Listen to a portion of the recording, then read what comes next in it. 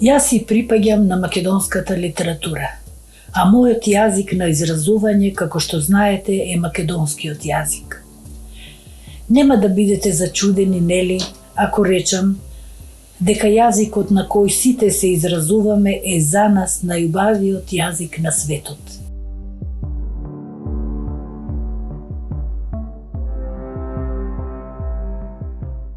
Кога бев дете како тебе, например, не знаев дека кога ќе пораснам, ќе се занимавам со тоа да пишувам за деца.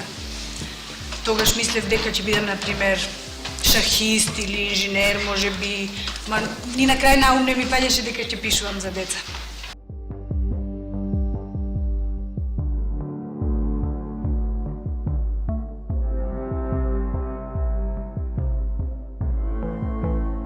Кога доаѓа во редакцијата наутро, застанував до прозорецот докај што ми беше масата и гледав во еден двор во соседството.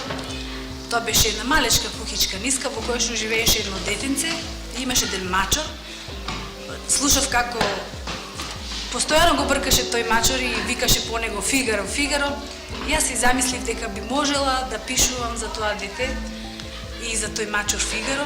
И бидејќи никогаш не дознав како се вика тоа дете, јас му го ставив тоа име Зоки, а подоцна бидејќи гледав колку е тоа палаво и љубопитно дете, колку е среќно што живее тука, ми се чинеше дека е убаво, а презимето не му го знаев, ми се чинеше дека е убаво да биде Поки, да биде Зоки Поки. Така настана Зоки Поки и така настана книгата приказни за Зоки Поки.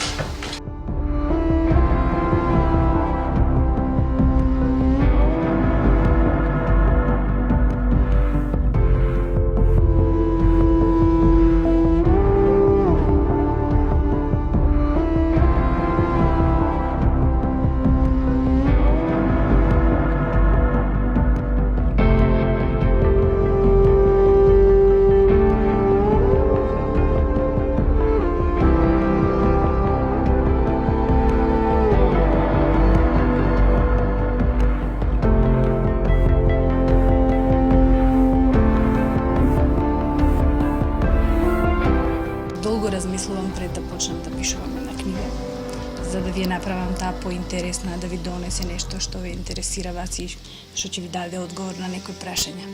Тоа е затоа така, споро пишувам и бавно, ама се надевам дека моите книги ви се допаѓаат.